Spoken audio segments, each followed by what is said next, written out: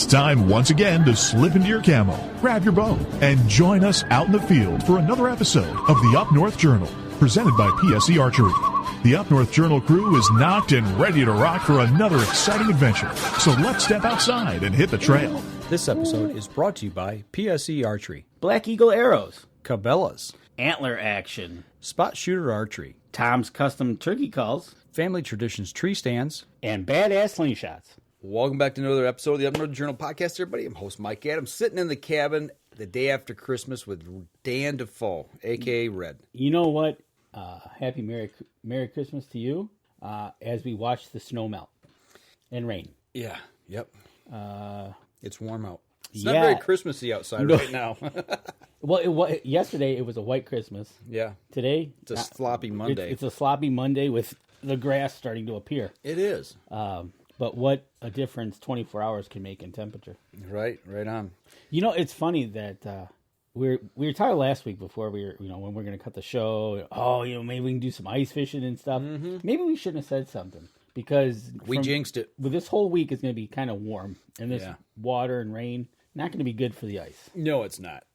So we'll have to see if we can still make that happen for our next podcast. Yeah, but we'll talk a little ice fishing later on here in the show. Yeah, we will. Got to keep it in the burner, so to speak. Maybe if we can't get out ice fishing, maybe we'll have to go do some small game hunting or something. Bob Rich was. Yes, he was. Yeah. For the first time ever, live on Facebook. So, and Bob Rich over at, I forget, the BR Hunting Journal. Is that his blog, Hunting and Shooting Journal? Is that it?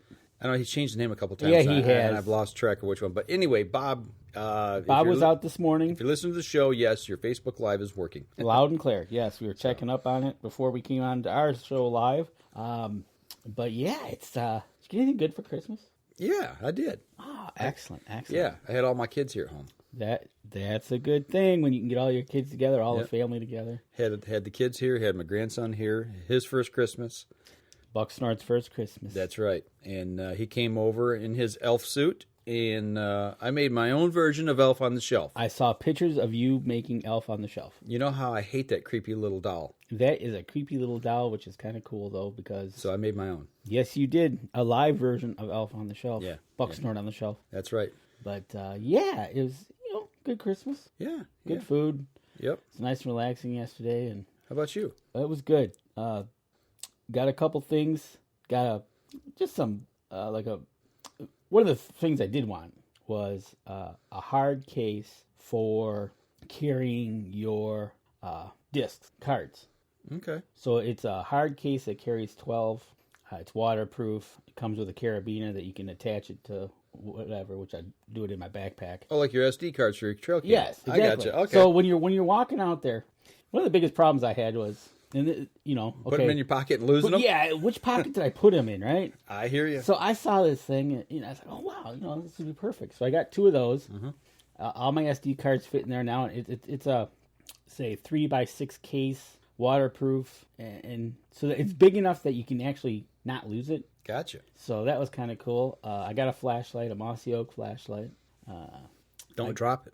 Don't drop the flash. It's a small little guy. It's kind of cool. Mossy oak, you lose that in the woods with the camo. Yes, you will.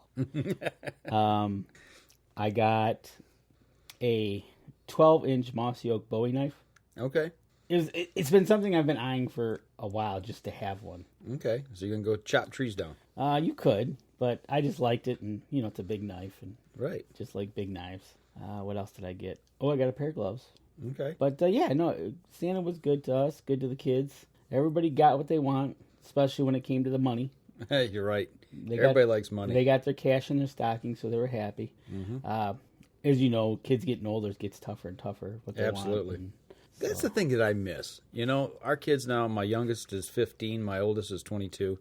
And they're like, what do you want for Christmas this year? Well, just money. It's like, it's not the same. I'm sitting and watching them open gifts. So. Or sitting there after they open the gifts for the next 2.5 hours, you're sitting there trying to put it together, untying everything so you can put it together. Yeah, I remember the kids' toys were like that back years ago. Yep. I remember a couple times, whether it be somewhere before you were somewhere hidden trying to put it together to get it ready for Christmas. Right, yep. Yeah, I used to have in my old house, we used to have an office that I had a door in, and that's where all the presents went. And right on. Putting the big things in there and working on things. Put it all together. Right, but now they just get older. You give them clothes. You give them what they want. And, Yep. And then my wife was like, "Well, what do I give them now?" I said, "Just give them cash." Yeah. Makes it easier. It does, but it's kind of like you said. But then you got a little one just starting, so you're gonna have all that fun as grandpa and grandma probably was loving it. So yeah, he'll be 4 months old this week, so he's getting. He's not like crawling or anything, but he's getting to where he grabs at stuff. And we had a little present for him to open, and we started the little part about tearing. And once he saw the paper tear, he reached and grabbed it, and he started pulling paper. See, there you go. He was more excited about the paper than he was anything else. So yeah, that's usually how it goes. but no, it was a good Christmas. They end up playing with the boxes as opposed to the gift. Right on. No, it was a good Christmas, and the weather was nice. It wasn't. It was a white Christmas. Today it's a rainy day after Christmas. But you know what? We had a good Christmas, but Michigan Hunters they had a good Christmas as well because they got something. They got a nice little gift from the governor. They got a gift from the governor, and it looks like they're going to get another gift. So yeah, it looks like the Michigan Hunters didn't fare too badly for this Christmas. Absolutely. We were looking at this story here. We heard about it in the news earlier in the week, but this was actually on the 22nd, which would have been Thursday.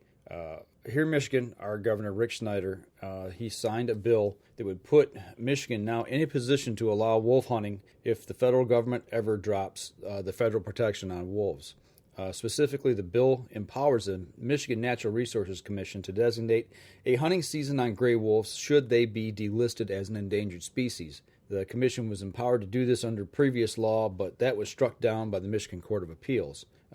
Senator Tom Casperson of Escanaba introduced a new version of the same bill that he was behind the previous bills that allow Michigan's wolf hunt. The new version, the difference basically between this one and the one that was struck down in the Court of Appeals is this one has a $1 million appropriation, meaning citizens cannot overturn the law through a referendum.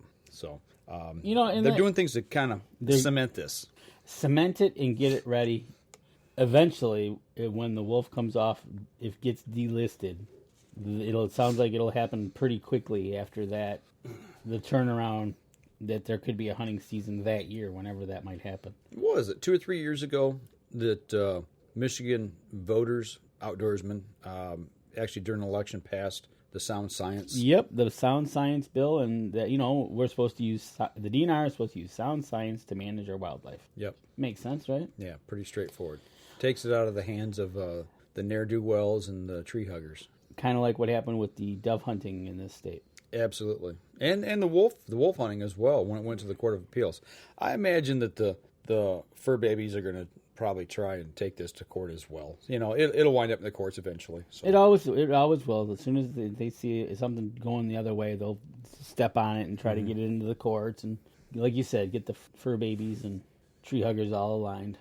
Quick shout out to Billy Hoffman. Merry Christmas, he says to us. Merry Christmas back to you, Billy. Merry Christmas, Bill. Jason, is it Radecki? You've been talking with him on Facebook. Yeah, I think I've talked with him. He says it's Monday. Yeah, it's Monday. Yeah, we know. It's day after Christmas, and here we are. I'm monitoring Facebook here, guys, trying to as we're talking, but right. But yeah, getting back to the wolf thing. Would you have got wolf up in your neck of the woods? We do. Given the opportunity, would you buy a license and hunt them? If I had the opportunity, the time to do it, absolutely. Okay. I'd give it a whirl. Yeah. Why not? I'm thinking we need to, if this ever happens, you and me need to buy a license. We need to plan on doing it. I would love to do that because I know there is a pack in the local area up there that basically we have a lake nearby, and from the neighbors, talking to the neighbors, basically that pack will circle the lake eventually. Okay. That's the range is kind of around the lake. Okay. So when you're up there. Have you ever been up there for more than a week at one time? I've been there for a week. Yeah. Do you usually see them in a week's time or hear them? Yeah. Okay. We've heard them. We've seen them. This past year, we've seen them. Both weeks we were up there, we both had sightings. Okay, right on. So when you see them, they're around. We do hear them. You hear them a lot between them and the coyotes. We do hear them. It's the seeing part that's kind of you might not. But this year we had 3 sightings. 4, okay. 1, 2, 3, 4 sightings. Gotcha. No, 3. Let me count. Yeah, I got my fingers. 3 sightings. So, yeah, if there would have been a season, we potentially could have had one. Right on. Okay. Actually 3. But if it becomes a season, we could go do that. All right. You know, the other present that the Michigan hunters may be getting here later on is the Blaze Pink. Yeah, we talked about this. This came up in Wisconsin too, and now it's coming up in here in Michigan.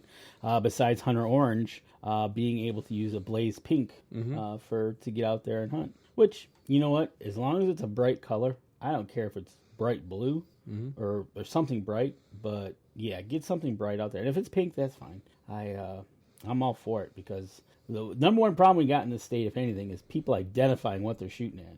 Right on. You know, and it just, okay, if you people need help and you can't see orange, maybe you can see pink. Mm-hmm. It works for me.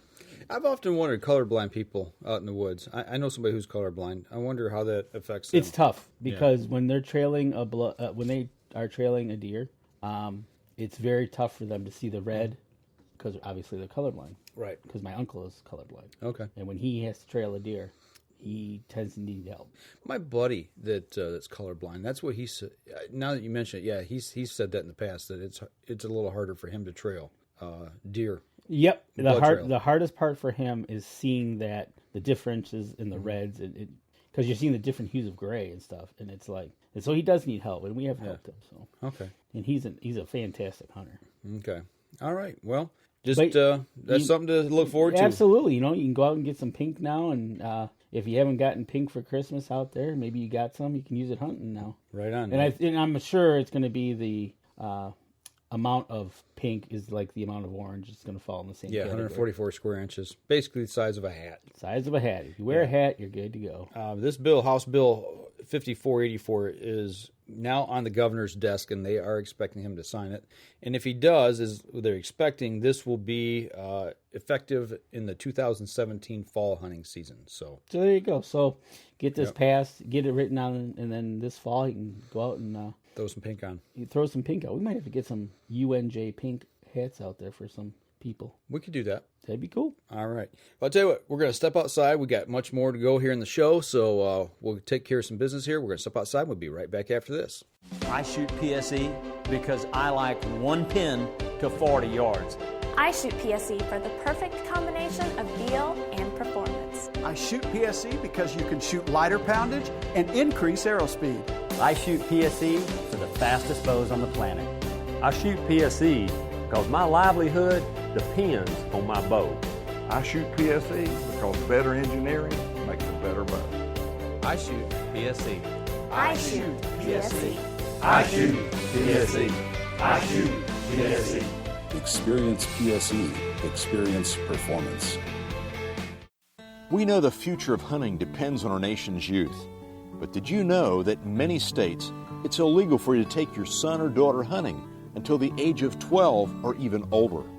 As a result, we have fewer young hunters, and the Families Afield program is designed to eliminate those barriers.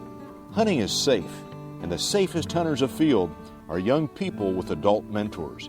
Visit our website at familiesafield.org to find out how you can bring more families afield.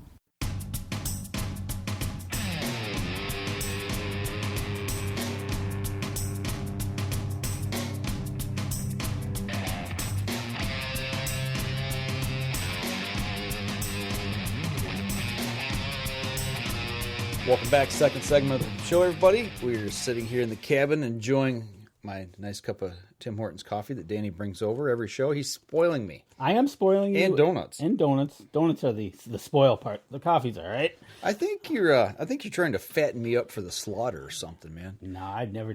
Did you? Actually, I'm doing it. There's a purpose. You care sharing that with me? I'm going to let you go first out on the ice. Ah, see, he is fatting me up for the slaughter, people. So if you can walk on the ice, I can be right behind you. Shove the fat guy out first and see if he can swim. I see how you are. I'll throw you a line. Thanks. Wow, what are friends for? Absolutely. But you know what? Speaking of ice fishing, this weather, not your typical ice fishing.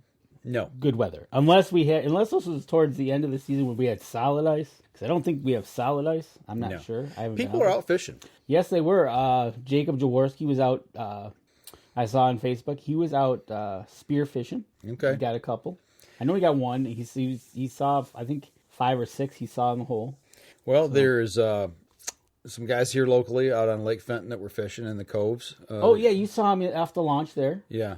So there's guys posting stuff. Actually, I was on Michigan Sportsman looking just, we talked about this last week during the middle of the week. I said, hey, maybe we get out and do some ice fishing. When it was cold. Between Christmas and New Year's. And all of a sudden now we've got, I think we need to get the boats out. So well, we get any more water, we're going to need the boats. Stay off the ice, guys. I don't know. Unless you go out there and test it, I wouldn't be feeling comfortable. Well, we had our first fatality here last week. We did? Or week before last, yeah. A guy up in Otsego County. 61-year-old man on, I think it was Big Bear Lake or something like that. Smaller lake, went out and, they found his ice bucket on the ice, a hole in the ice, and his truck at the boat launch, and he never reported home. They found him later that night. So, yeah. Sad. And that's one of the things.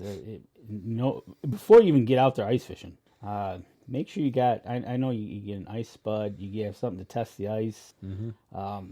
They've got those ice picks that you can carry with you to pull yourself out of the ice if need be. Right. I just can't imagine going through, the shock, number one, of falling through, the shock of the cold, but then trying to get out, it's just, and struggle. It's just something I don't wish on anybody even, it's just horrible. It's got to be a horrible thing to experience and go that way. So I think so too. Guys, just be careful out there. Take your time, give it a little time, let this ice thicken up a little before you try to venture out. But when it does thicken up, got your stuff ready?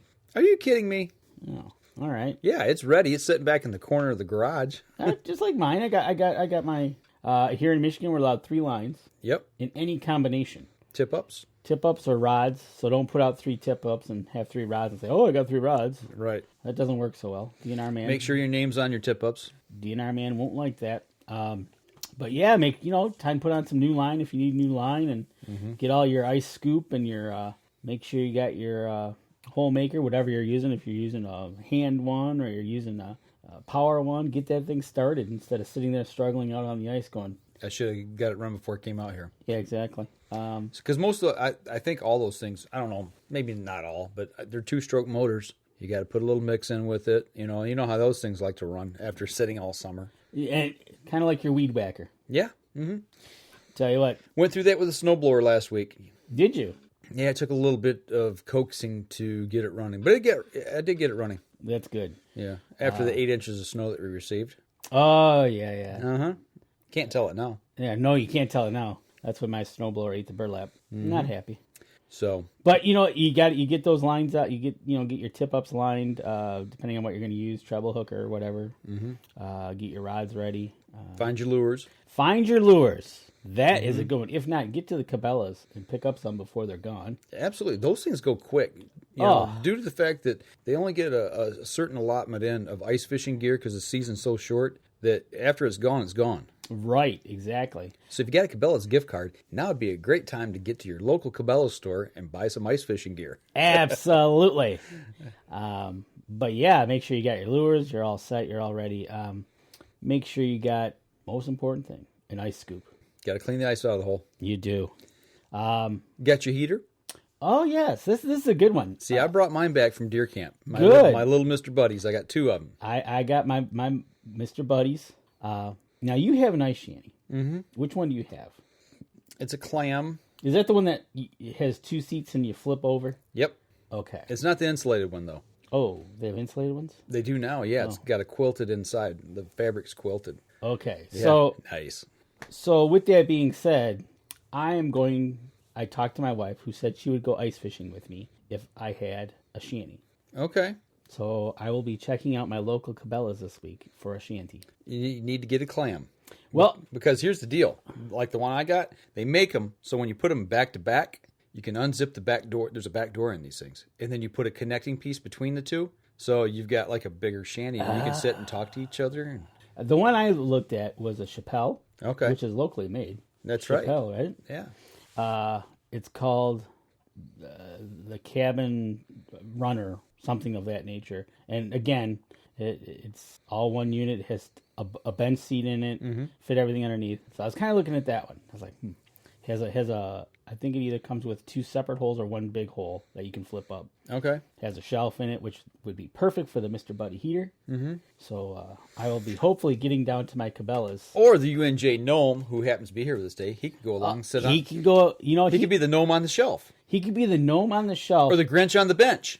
Or the Grinch on the bench. Because you know I hate Elf on the Shelf. You do. But he takes care of Elf on the Shelf. He keeps him at a distance. He needs a name. He does need a name. But we'll talk about that in our last segment. But, yeah, it's time. If you haven't gotten out already, if you've gotten out already, that's awesome.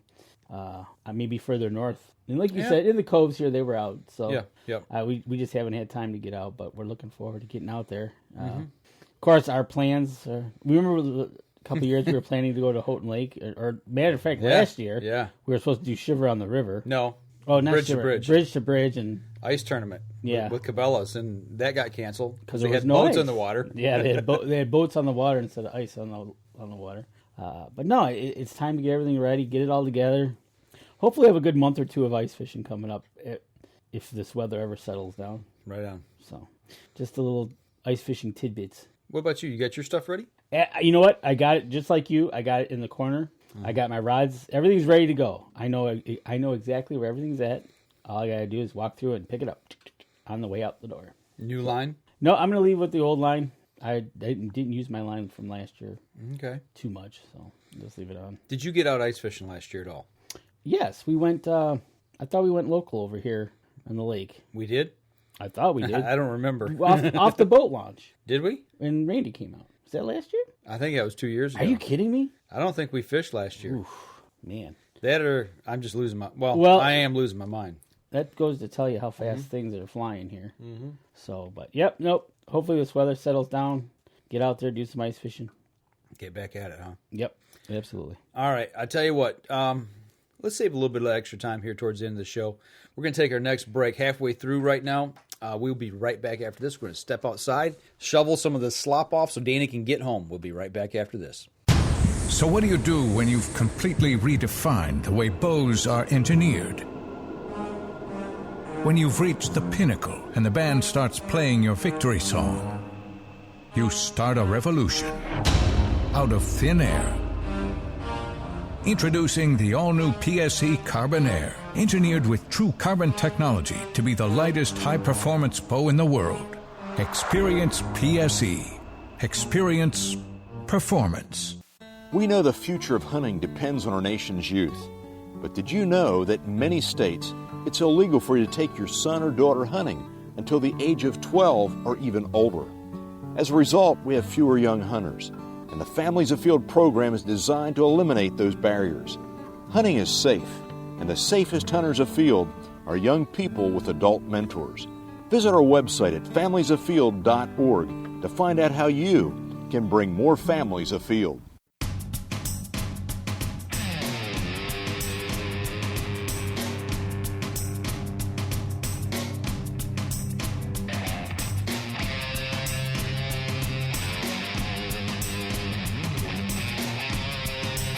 Welcome back, everybody. Third segment of the show.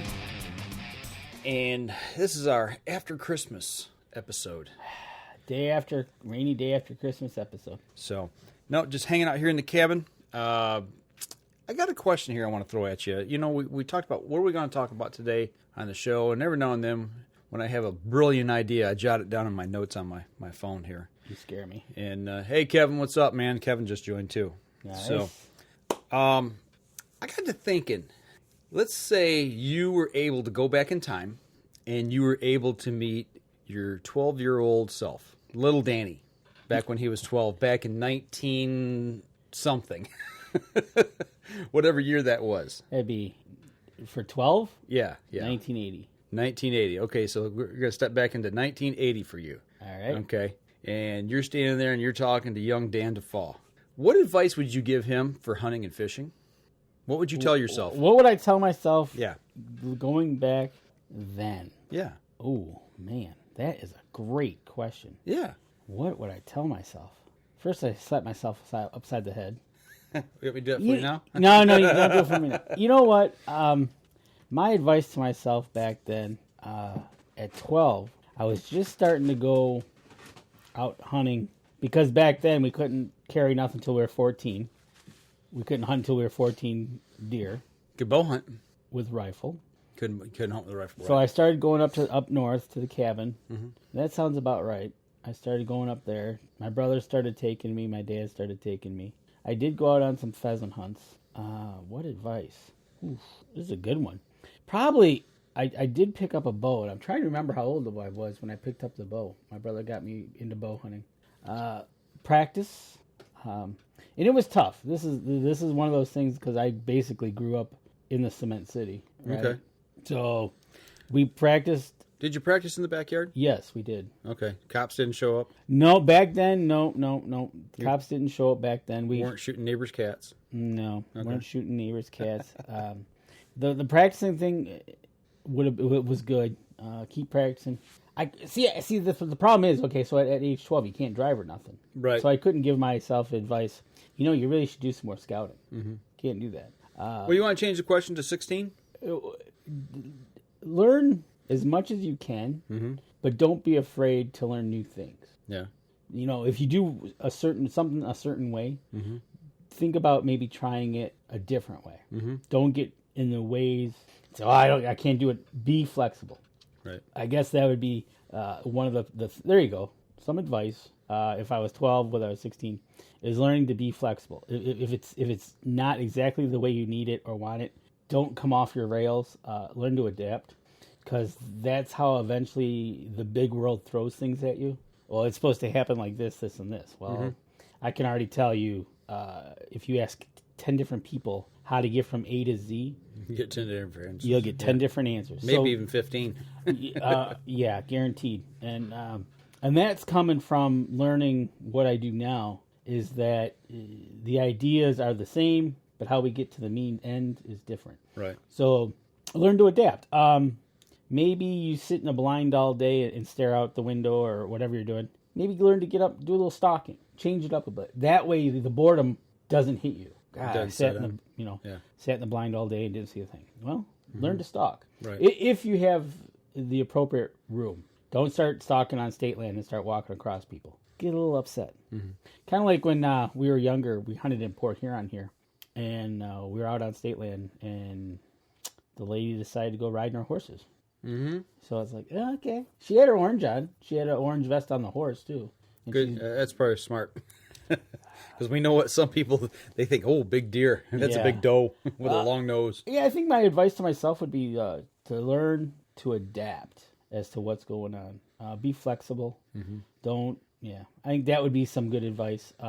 If I was 16 and be able to drive, learn to get out more. Try to get out and study things, weather. Okay. So learn to do that. And then another piece of advice, get into turkey hunting a lot earlier. Right on. Because that is a blast. Ever since you showed me that, it's just, I can't wait for spring. That's my number one thing come spring. It's like, all right. But yeah, I think those are the things. What about you? Oh, man. I thought a lot about this when I saw the question. What would I do? How would I handle it? Back at that time, my dad took me up. He taught me everything I knew. But there was times, there's problems back with our family at that time. Dad would go up with his buddies and go deer hunting. Right. And leave me at home when I really, really, really wanted to go. And I didn't get to go. So I guess back then, that's who I relied on, and I'd never ask anybody else. I guess I'd tell myself, if given the opportunity, if that presented itself again, you know what, don't be afraid to ask somebody else to take you hunting. Well, that's good advice. That's really good advice because, kind of like along the same lines, my dad having a business mm-hmm. kind of got, I can't go now. Mm-hmm. So I ended up going with my brothers and cousins. Right. Okay. So that's probably the biggest thing, because I had a strong desire, and my dad built that fire and desire in me at that time. It's just there was issues going on, and you guys can read into that what it is.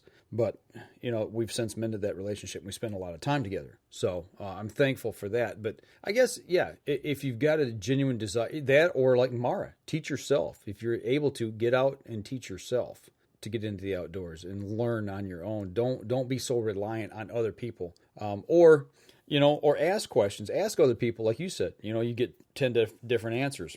I think that's the one thing that you and I have learned here in the last 10 years doing what we're doing. is that there is many different ways to get to the same thing. And we've learned a lot. There's a lot of new information out there. And if you don't ask, you don't know. Right, exactly. Don't be afraid to change. And ask questions. Yeah, ask why. Ask. Yeah. What's that saying? There's never a stupid question. The only stupid question is the unasked question. There you go. So, So for me at that time, being basically in a spot where I live today, I could actually, if I was young today, I could actually walk to where I could hunt. I used to do that. Really? Yeah. Okay. Actually, I lived. You can look out the window right past the camera phone there, about 3 houses down from that nearest house, kitty corner to us right there. The 2-level? The 2-story, yeah. That was my old house. I grew up there back when I was just becoming of hunting age. And all of the land behind the house there was, part of it was wooded, and the other part was a black dirt farm, where not a true gravel pit, but it was like a bog. Okay. So they would excavate a lot of black dirt out of there. Oh, really good dirt. And sell it. So there was a lot of wildlife back there, a lot of aquatic species back there in the ponds and things. So I'd come home from school, grab my shotgun or my bow if it was bow season, and boom, I'd hit the woods. Oh, that's awesome. See, that's what I kind of miss. Because I see it today. I see, in the afternoon, kids will be on their bikes with their fishing poles in a bucket, and they're heading probably down to the gazebo downtown. Right. Yep. You know, the kids in the city head to where they can to get out. Right, exactly. So that we didn't have that where I grew up. We did have woods around and stuff, but not so much the hunting side of it. Right. We had the woods. You could go and catch your frogs and snakes, but as far as hunting, probably not so much. Right. That'd probably be the biggest thing. Is I wish I could have grew up in a spot like I am today. Mm-hmm. So, what other advice would you give yourself? Patience. That's something I've really learned. Endurance and patience. Spend time. It's even back then as a youngster. In this woodlot back here where I kind of grew up in my early teen years, I had a tree stand back there. And I go sit back there, and after an hour I'd be bored and get down and walk around. It's like patience. Patience is the one virtue that it's taught me a long time to garner. And you just don't get patience. We go, okay, I'm just going to sit here and wait it out. You have to endure that and work through those things. I think that's a really good one. And it would be interesting to know if your 12-year-old self back then, as opposed if you were a 12-year-old self today. Oh, I think it'd be totally different. Society has changed our youth so much. They're geared so instantaneous, that instant gratification. Got to have it right now. We play video games, and within a minute or two, we've either won or lost the game, and then you can restart. Well, with hunting, I guess you do have a restart. You do. Every day's a restart, but you don't get that instant gratification. But we'll take deer, for instance, and this can happen with turkey as well. What you're after, they learn as well. Absolutely. They adapt. The video game doesn't learn. Right. It just resets itself and you start again. Yep. Whereas if you're out deer hunting and you jump a said deer and you do it consistently, the deer's going to say, yeah, I'm not going to hang out here. Yeah, exactly. Yeah, you've educated the one thing that you're after. Or if you're out calling turkeys and you keep calling them religiously and every day, and eventually they're going to figure out, I don't think you're quite what I'm looking for. Right, right. Yep. That is an awesome question. I like that. Yeah, it made me reflect back a little bit, and think back, and even fishing, I guess that's the one thing that I've never really mastered or learned. Not to say that I've mastered anything, to tell you the truth, but I wish I would have spent more time learning how to fish properly. Cody gave me a big time 1-day school lesson up there. Oh yeah. On Long Lake, and just watching somebody be able to do what he does and the way he did it, and as quickly as he adapted to the conditions and everything, I was just wow. I was amazed. Well, that's why he's becoming the Bass Pro fisherman that he is. That's right. So, but no, good question. That is a good one. Learning the different techniques. If you do it one way, try it another way. Absolutely. I've kind of changed my whole mindset up of deer hunting. My whole philosophy has changed over the last 5-6 years. I've kind of gravitated, towards QDM, using science, using food plots, letting deer grow, what's best for the animal, not what's best for me. I guess, and the one last thing I would tell myself, if you think you're getting bored with whatever you're doing, enjoy the moment, because you don't know how, number one, you don't know how long it's going to last. Number two, you don't know when your last hunt or your last fishing trip is going to be your last. So you got to live in the moment and enjoy it to its fullest for what it is. That is actually a really good because you never know what's going to happen tomorrow. No. Learn to sit back. And I've done this. I did this year, and I can still tell you the moment. When I was up in my tree, it was during the supermoon, and the stars were out, the moon, it was bright. And You're reading by moonlight.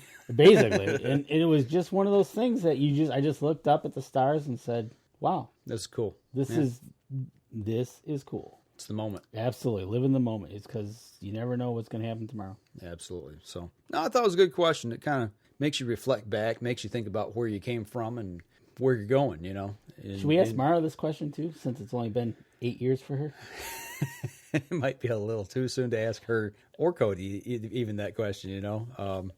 But no, it's just good to think of along those terms. Is, you know, what have you learned along the way that you tell yourself, and you know, what would you tell yourself? What, you know, we always talk about what we do differently, but you know, I wouldn't take anything for those years that I had, you know, that I was learning. But you know, if you had the tools that you had today, the information, how much different would it be? You know, absolutely. That's just showing you how we're in technology. Everything's going from remember back when to where we are today, and what's all available. And there's just not one of those. There's like 5 of those. Yeah. You know, it's just like a turkey call. You know, there's not just 1 or 2. It's the whole wall of different ones. Which one do I pick? Exactly. So.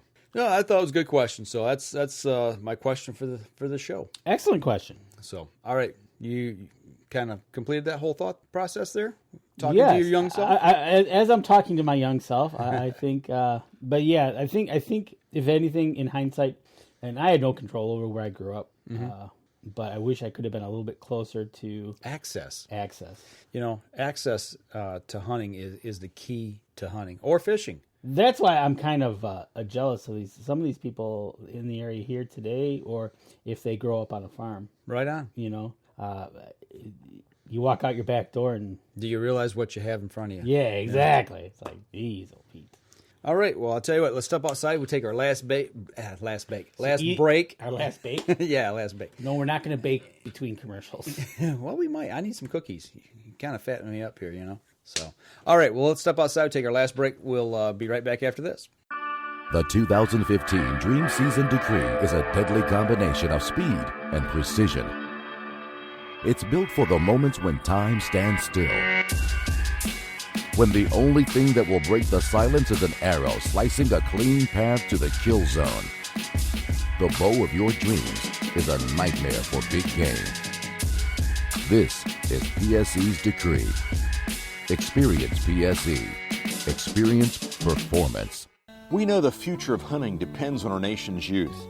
But did you know that in many states, it's illegal for you to take your son or daughter hunting until the age of 12 or even older? As a result, we have fewer young hunters, and the Families Afield program is designed to eliminate those barriers. Hunting is safe, and the safest hunters afield are young people with adult mentors. Visit our website at familiesafield.org to find out how you can bring more families afield.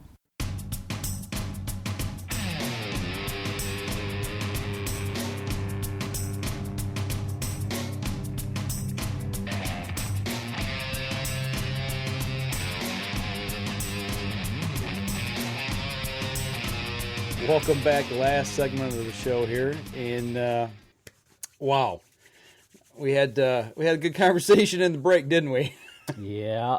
Got a question though. It's a question, but it's really not. It's a typical question because it does happen. Yeah, it does. I try to avoid it at all costs. Yeah, every now and then you got to make a pit stop. You know, that's the question. I asked Danny. You know, do we want to talk about this? So we're going to leave you. We're going to leave you with this. Our Christmas present. Our Christmas present to you. You know, when you're out hunting, or maybe even out ice fishing, do you have to do a number 2? Do you do your number 2 in the woods, or do you make the mad dash back to camp? Do your do in the woods? Yeah, I mean, do you do in the woods? Yeah, do you do in the woods? Wow, that is people do. Oh, absolutely. I that's why you always are supposed to take some toilet paper with you, just in case you don't know what's going to happen. Okay, to set this up, there's 2 quick stories. One of them's from this year with the guy I work with, who was hunting with his son. in a pop-up blind, and nature called, and he left the blind, left his rifle in the blind, and went out. And as he found a nice tree to caress, let's just put it that way, as he sat down next to the tree, a big buck jumped up and took off about 20, 30 yards out in front of him. There was a bedded deer down. So you always take your rifle with you, number one, when you're taking a number two. The second part of this is there's a guy that we used to hunt with years ago, and every time he would have to take care of nature, he'd take his rifle with him, and more than one occasion, he's actually several times he's killed deer while nature was calling, so to speak. My two stories. Shooting a deer with his pants down. My two stories are, my brother shot a big 9-point while going number one. Okay. He was taking a leak, and big buck came running by, and he ended up shooting. He shot it in the ear, and came out top of the head. All right. He stunned it more so than not, and it fell, and it wedged its antlers on a log, and it was struggling to get up because he ran over there, and he shot it again. Mm-hmm. Then the flip side of that is I had a cousin out in the woods. He lost a pair of socks by nature calling. Ah. Brand new socks. At least they were clean. They were clean. They were brand new. Until he used them. Until he used them. And he said, oh, by the way, if you ever see a pair of socks out there, don't touch them. Okay. I'm like, all right. I never found those socks. That's good. Yeah, it's good. I'm sure, though, because they're probably pretty nice wool socks, eventually some animal probably made them their home. Right. It's a happy animal. But interesting that you say so. I've heard more stories than not of good things happening when this happens. Right. And like you just referred to your stories as well. Me personally, I've never had to do that. I've either gotten back to wherever I needed to be and have the sanctity of a porcelain throne. Mm-hmm. But if need be, I guess I would do it. That's an interesting, but by doing that, do you mess up your hunting area? Well, that's the question. Without getting into too much detail. No, let's not get into the fine details of it. But you know what? I wonder if diet dictates that. We all know that diet, what passes through us is always different. Different things have different foods have different smells. I wonder if that, because they say don't eat red meat because your body produces an odor when you eat red meat. From sweating, Right. It comes out of the pores of your body, and deer pick up on that. I've heard guys talk about that for years. I don't know if there's any sound science behind it or not, but totally agreed there. Don't eat this. Eat more apple juice because then your scent gets sweeter, or whatever you want to say.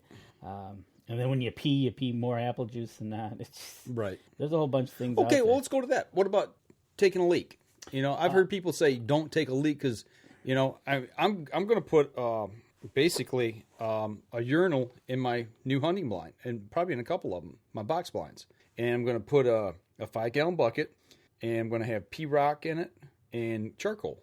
And I'm going to take and bury that down the ground, have a hose coming from my blind down into the ground underneath. Because, my blinds are raised up now. So in that aspect, I don't think there would be an issue with carrying scent or anything like that.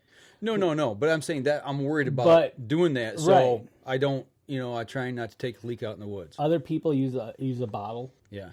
When they come out of the woods and they empty it. Just don't use a Mountain Dew bottle. Right on.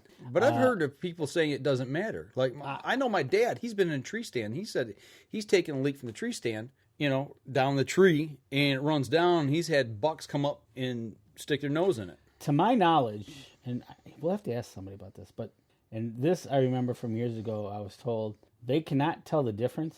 I've heard that too. Till they actually taste it. Okay. That's when they know it's different. Okay. But up until then, and I think along those lines, that happened to get somebody into trouble in the outdoor industry. Here in Michigan? Here in Michigan. Cost him to lose their show, actually. Yeah, it cost him his show.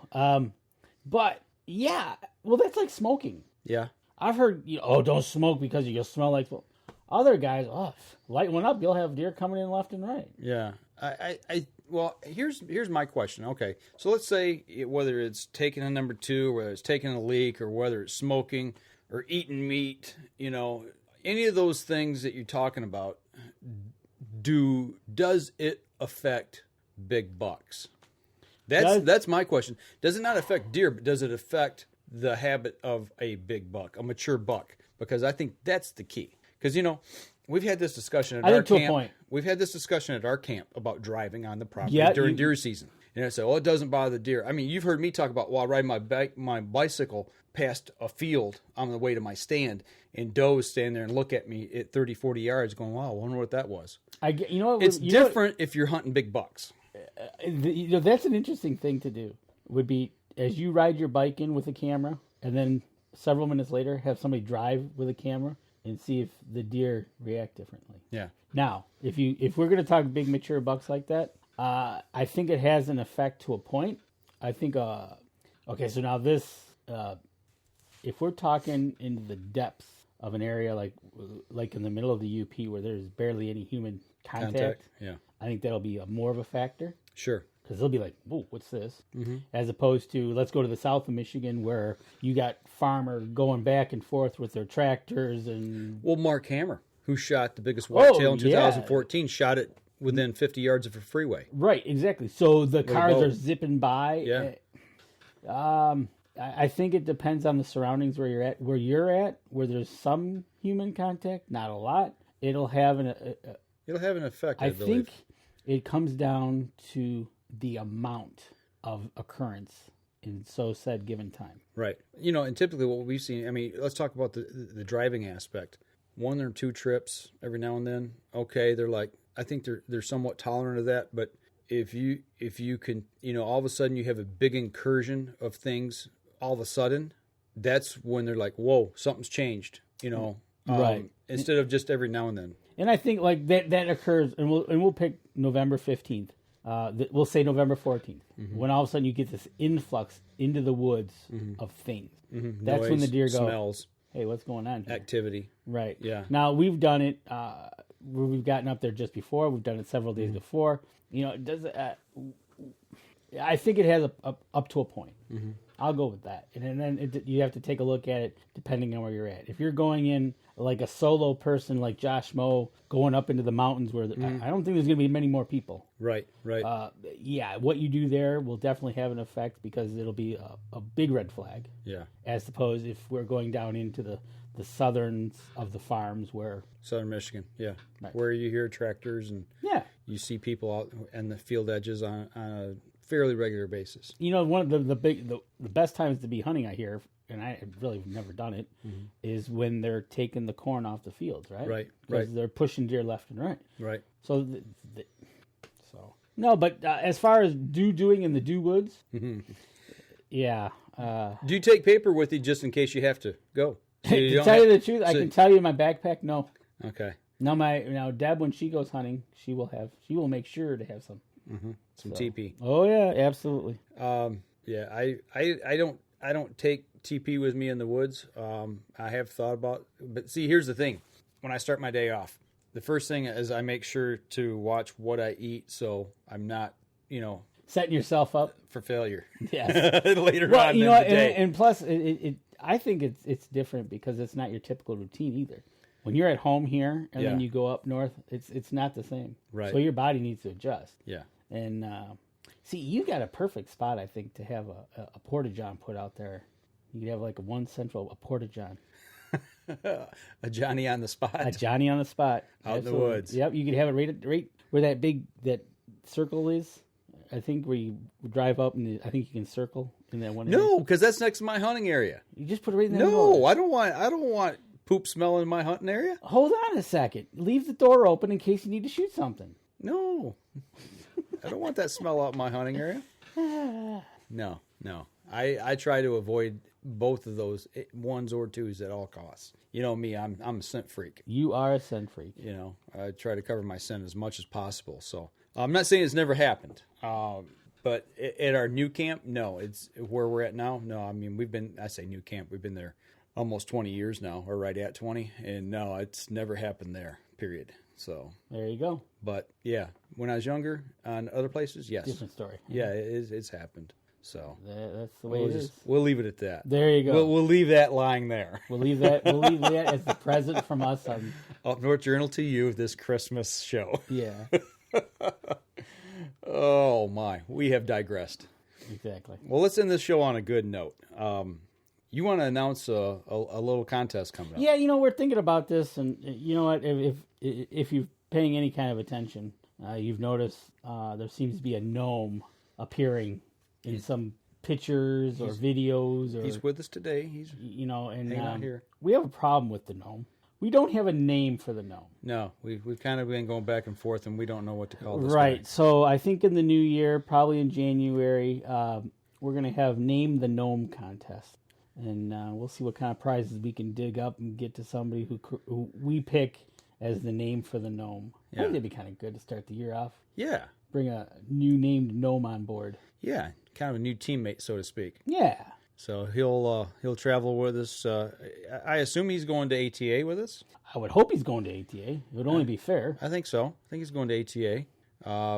Fishing trips. I imagine he might like to climb in Cody's boat and go fishing with him. As long as Cody doesn't use him as an anchor. Right. He might need a life jacket. That'd be a good idea for the gnome.